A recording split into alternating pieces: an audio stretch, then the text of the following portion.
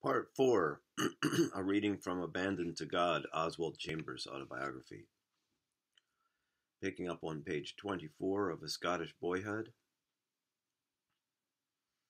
Clarence, Oswald Chambers' father, had just resigned his post in a church, in a lecture hall type of church.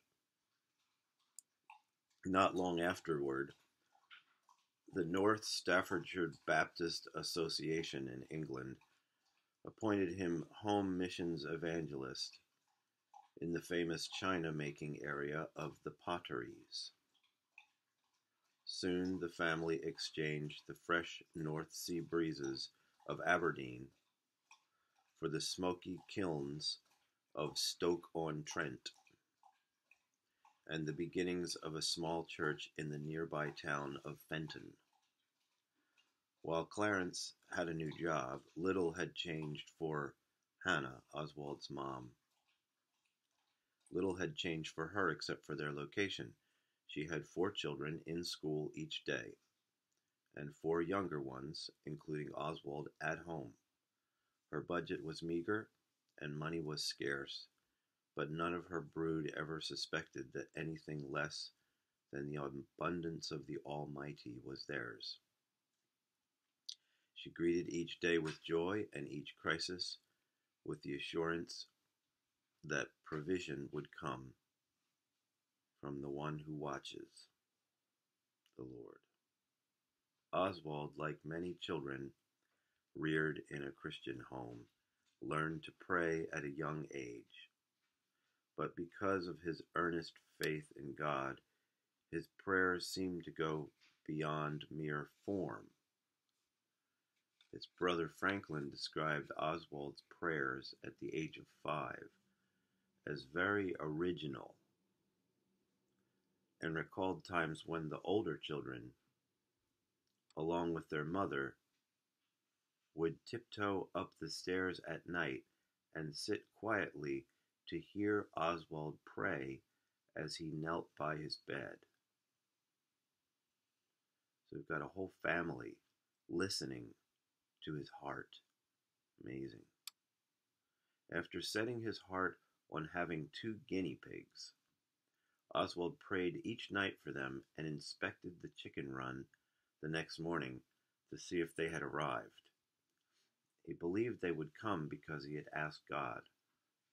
When the morning came that they were there, he never wondered if a family member had provided them. He simply thanked God. This childlike confidence in God enlarged and enriched in wonderful ways, said Franklin in later years. It was the same in essence and simplicity whether he asked for guinea pigs, or railway fares, or passage money to Japan. When Oswald was 7, his father accepted a call to the Baptist chapel in Perth, and the family returned to Scotland. There, along the banks of the beautiful River Tay, Oswald spent his formative boyhood years in Perth, England. Reviewing, Oswald had a belief and a confidence that God would provide. So, Father, in the name of Yeshua, I thank you for providing relief from my infirmities. In Jesus' name. Perth was often called the Fair City. It was a paradise for an active young person who loved the outdoors. Along with his brother Franklin, who was 3 years older, Oswald loved to climb the steep slopes of Kinnoul Hill, an extinct volcano rising from the banks of the Tay just east of town. From the 700-foot summit, the boys could see a beautiful panorama of rugged mountains and cultivated fields. And then they could explore the dangerous cliffs looking for agates among the rocks. In the gully known as Windy Ghoul, their shouts would echo back as many as 9 times. Huge salmon lurked in the River Tay, and Woody Island could easily become Stevenson's Treasure Island for a boy of vivid imagination. While Oswald managed to escape the prevalent childhood diseases of the time, his explorations produced a number of accidents, including sprained ankles, a broken arm, and a hip thrown out of joint. Friends and family members described 10-year-old Oswald as a boy of characteristic quietness combined with rollicking fun.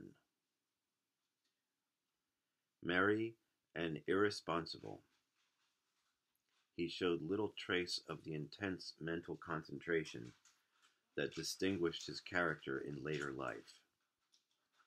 If there was a childhood trait that foreshadowed his gift and passion as a young man, that trait appeared in the realm of art. Classes in drawing were required even for the youngest students at Sharp's Institution, a private school that Oswald attended for 7 years. Drawing. At an early age, he displayed unusual aptitude. A large chalk drawing of a golden eagle, which he made on a blackboard, was preserved and proudly displayed to school visitors for some time. His other classes included oral Bible instruction, reading and spelling, singing, physical exercises, and musical drill. During Oswald's... Hey, Steve. Yeah. So what do we need, about 20 minutes to get there?